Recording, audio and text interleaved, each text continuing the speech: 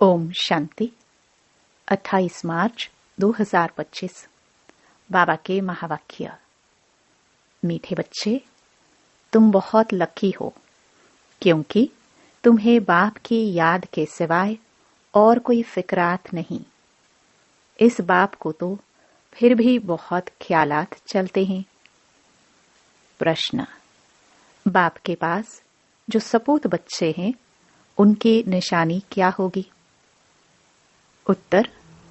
वे सभी का बुद्धि योग एक बाप से जुड़ाते रहेंगे, सर्विसेबल होंगे, अच्छी रीति पढ़कर औरों को पढ़ाएंगे, बाप के दिल पर चढ़े हुए होंगे।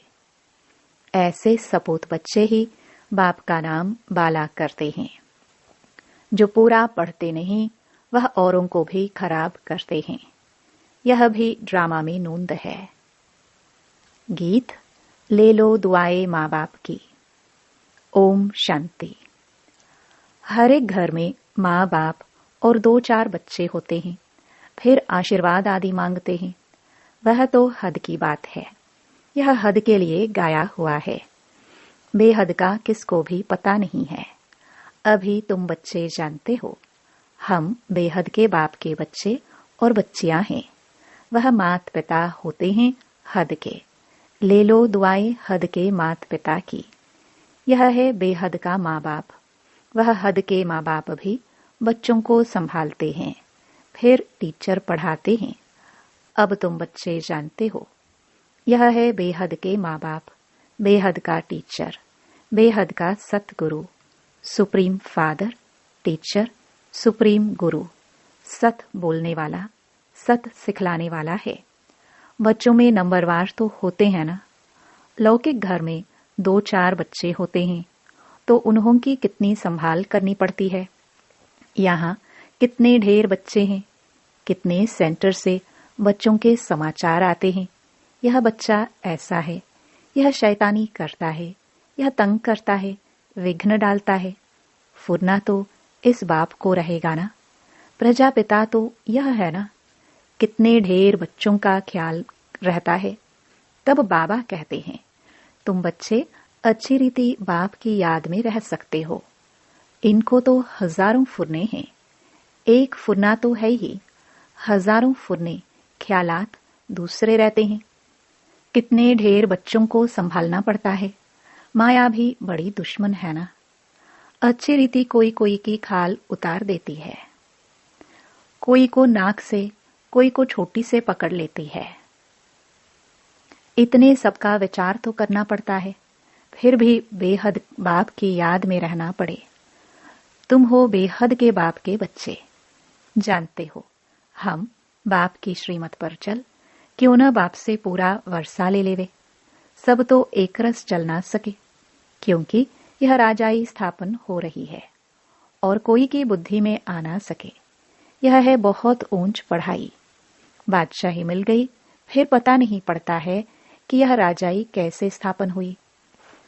यह राजाई का स्थापन होना बड़ा वंडरफुल है। अभी तुम अनुभवी हो। पहले इनको भी पता थोड़ी ही था कि हम क्या थे, फिर कैसे 84 जन्म लिए हैं। अभी समझ में आया है। तुम भी कहते हो, बाबा आप वही हो। यह बड़ी समझने की बात है। इस समय ही बाप आकर सब बातें समझाते हैं। इस समय भल कोई कितना भी लखपति करोड़पति हो, बाप कहते हैं यह पैसे आदि सब मिट्टी में मिल जाने हैं। बाकी टाइम ही कितना है। दुनिया के समाचार तुम रेडियो में अथवा अखबारों में सुनते हो। क्या क्या हो रहा है। दिन प्रतिदिन बहुत झगड़ा बढ़ता जा रहा है। सूद मूंझता ही रहता है। सब आपस में लड़ते झगड़ते मरते हैं। तैयारियां ऐसी हो रही है जिससे समझ में आता है लड़ाई शुरू हुई की हुई। दुनिया नहीं जानती कि यह क्या हो रहा है, क्या होने का है। तुम्हारे में भी बहुत थोड़े हैं जो पूरी रीति समझते हैं और खुशी में रहते हैं। इस दुनिया में हम बाकी थोड़े रोज हैं। अभी हमको कर्मातीत अवस्था में जाना है। हर एक को अपने लिए पुरुषार्थ करना है। तुम तो पुरुषार्थ करते हो अपने लिए। जितना जो करेंगे उतना फल पाएंगे। अपना पुरुषार्थ करना है और दूसरों को पुरुषार्थ कराना है, रास्ता बताना है। यह पुरानी दुनिया खलास होनी है। अब बाबा आया हुआ है नई दुनिया स्थापन करने। तो इस विनाश के पहले तुम नई दुनिया के लिए पढ़ाई पढ़ लो। भगवानुवाच, मैं तुमको राजयोग सिखाता हूं। लाडले बच्चे, तुमने भक्ति बहुत की है। आधा कल्प तुम रावण राज्य में थे ना। यह भी किसी को पता नहीं कि राम किसको कहा जाता है, राम राज्य की कैसे स्थापना हुई। यह सब तुम ब्राह्मण ही जानते हो। तुम्हारे में भी कोई तो ऐसे हैं जो कुछ भी नहीं जानते हैं। बाप के पास सपूत बच्चे वह हैं जो सबका बुद्धि योग एक बाप के साथ जुड़ाते हैं, जो सर्विसेबल हैं, जो अच्छी रीति पढ़ते हैं, वो बाप की दिल पर चढ़े हुए हैं। कोई तो फिर नालायक भी होते हैं, सर्विस के बदले डिससर्विस करते, जो बाप से उनका बुद्धि योग तोड़ा देते हैं। यह भी ड्रामा में नोंद है। ड्रामानुसार यह होने का ही है। जो पूरा पढ़ते नहीं है वह क्या करेंगे, औरों को भी खराब कर देंगे। इसलिए बच्चों को समझाया जाता है, बाप को फॉलो करो। और जो भी सर्विसेबल बच्चे हैं, बाप की दिल पर चढ़े हुए हैं, उनका संग करो। पूछ सकते हो किसका संग करे? बाबा झट बता देंगे, इनका संग बड़ा अच्छा है। बहुत हैं जो संग ही ऐसा करते हैं जिनका रंग भी उल्टा चढ़ जाता है। गाया भी जाता है, संग तारे कुसंग बोरे। कुसंग लगा तो एकदम खत्म कर देंगे। घर में भी दास दासियां चाहिए, प्रजा के भी नौकर चाकर सब चाहिए ना। यह सारी राजधानी स्थापन हो रही है, इसमें बड़ी विशाल बुद्धि चाहिए। इसलिए बेहद का बाप मिला है तो श्रीमत ले, उस पर चलो, नहीं तो मुफ्त पद भ्रष्ट हो जाएंगे। यह पढ़ाई है, इसमें अभी फेल हुए तो जन्म जन्मांतर कल्प कल्पांतर फेल होते रहेंगे।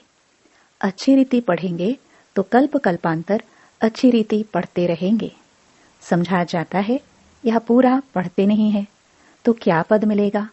खुद भी समझते हैं हम सर्विस तो कुछ करते नहीं हैं, हमसे तो होशियार बहुत हैं। होशियार को ही भाषण के लिए बुलाते हैं, तो जरूर जो होशियार हैं ऊंच पद भी वह पाएंगे। हम इतनी सर्विस नहीं करते हैं तो ऊंच पद पा नहीं सकेंगे। टीचर तो स्टूडेंट को भी समझ सकते हैं ना। रोज पढ़ाते हैं, रजिस्टर उनके पास रहता है। पढ़ाई का और चलन का भी रजिस्टर रहता है। यहाँ भी ऐसे हैं। इसमें फिर मुख्य है योग की बात।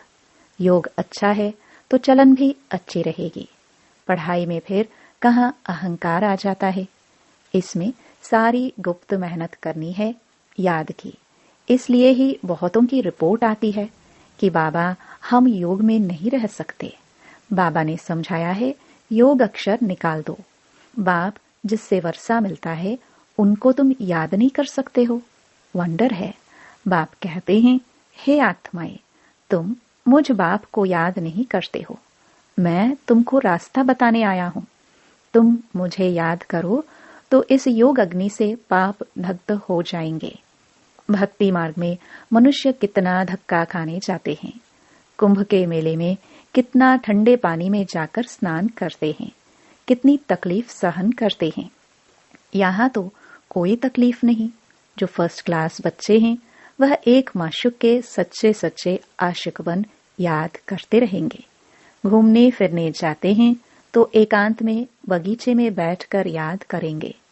झरमुई झगमुई आदि वार्तालाप में रहने से वायुमंडल खराब होता है। इसलिए जितना टाइम मिले बाप को याद करने की प्रैक्टिस करो। फर्स्ट क्लास सच्चे माशूक के आशिक बनो। बाप कहते हैं देहदारियों का फोटो नहीं रखो, सिर्फ एक शिव बाबा का फोटो रखो जिसको याद करना है।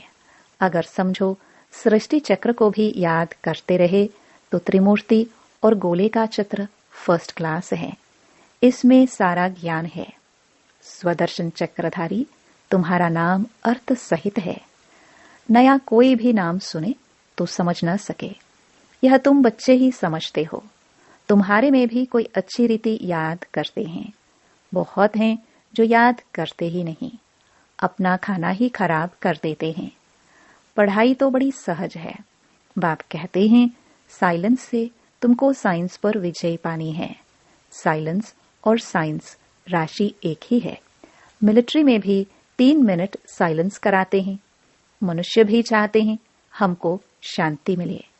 अभी तुम जानते हो शांति का स्थान तो है ही ब्रह्मांड। जिस ब्रह्म महातत्व में हम आत्मा इतनी छोटी बिंदी रहती है, वह सब आत्माओं का झाड़ तो वंडरफुल होगा ना। मनुष्य कहते भी हैं प्रकृति के बीच चमकता है अजब सितारा। बहुत छोटा सोने का तिलक बनाए यहाँ लगाते हैं। आत्मा भी बिंदी है। बाप भी उनके बाजू में आकर बैठता है। साधु संत आदि कोई भी अपनी आत्मा को जानते नहीं। जबकि आत्मा को ही नहीं जानते तो परमात्मा को कैसे जान सकते? सिर्फ तुम ब्राह्मण ही आत्मा और परमात्मा को जानते हो। कोई भी धर्म वाला जान नहीं सकता। अभी तुम ही जानते हो कैसे इतनी छोटी सी आत्मा सारा पाठ बजाती है। सत्संग तो बहुत करते हैं, समझते कुछ भी नहीं। इसने भी बहुत गुरु किए। अब बाप कहते हैं यह सब हैं भक्ति मार्ग के गुरु। ज्ञान मार्ग का गुरु है ही एक। डबल सिरताज राजाओं के आगे सिंगल ताज वाले राजाए माथा झुकाते हैं, नमन करते हैं, क्योंकि वह पवित्र हैं। उन पवित्र राजाओं के ही मंदिर बने हुए हैं। पतित जाकर उन्हों के आगे माथा टेकते हैं, परंतु उनको कोई यह पता थोड़े ही है कि यह कौन है, हम माथा क्यों टेकते हैं। सोमनाथ का मंदिर बनाया, अब पूजा तो करते हैं, परंतु बिंदी की पूजा कैसे करें? बिंदी का मंदिर कैसे बनेगा? यह है बड़ी गुह्य बातें। गीता आदि में थोड़ी यह बातें हैं। जो खुद मालिक है वही समझाते हैं। तुम अभी जानते हो कैसे इतनी छोटी आत्मा में पाठ नोंधा हुआ है।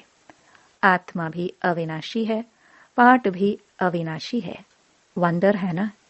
यह सारा बना बनाया खेल है। कहते भी हैं बनी बनाई बन रही। ड्रामा में जो नोंद है वह तो जरूर होगा। चिंता की बात नहीं। तुम बच्चों को अब अपने आप से प्रतिज्ञा करनी है कि कुछ भी हो जाए आंसू नहीं बहाएंगे। फलाना मर गया, आत्मा ने जाकर दूसरा शरीर लिया, फिर रोने की क्या दरकार? वापस तो आ नहीं सकते। आंसू आया, नापास हुए, इसलिए बाबा कहते हैं प्रतिज्ञा करो कि हम कभी रोएंगे नहीं। परवाह थी पार ब्रह्म में रहने वाले बाप की, वह मिल गया तो बाकी क्या चाहिए? बाप कहते हैं तुम मुझ बाप को याद करो। मैं एक ही बार आता हूं यह राजधानी स्थापन करने लिए। इसमें लड़ाई आदि की कोई बात नहीं। गीता में दिखाया है लड़ाई लगी, सिर्फ पांडव बचे। वह कुत्ता साथ में ले पहाड़ों पर गल गए, जीत पहनी और मर गए, बात ही नहीं ठहरती। ये सब हैं दंत कथाएं। इसको कहा जाता है भक्ति मार्ग। बाप कहते हैं तुम बच्चों को इससे वैराग्य होना चाहिए। पुरानी चीज से नफरत होती है ना? नफरत कड़ा अक्षर है, वैराग्य अक्षर मीठा है।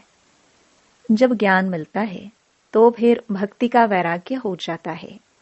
सत्युग त्रेता में तो फिर ज्ञान की प्रारब्ध 21 जन्मों के लिए मिल जाती है। वहां ज्ञान की दरकार नहीं रहती।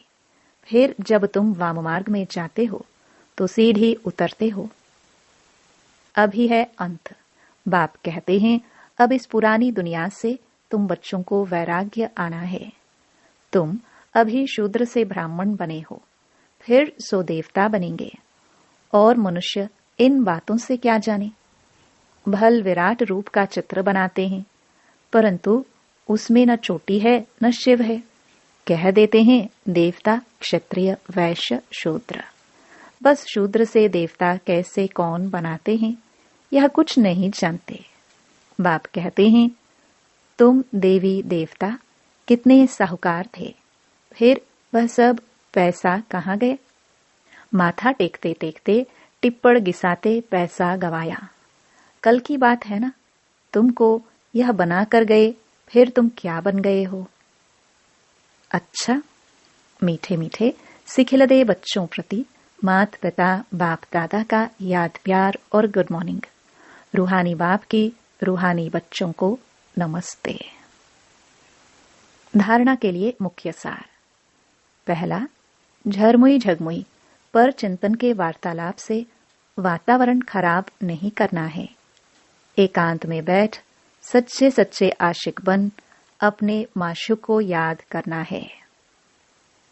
दूसरा, अपने आप से प्रतिज्ञा करनी है कि कभी भी रोएंगे नहीं, आंखों से आंसू नहीं बहाएंगे।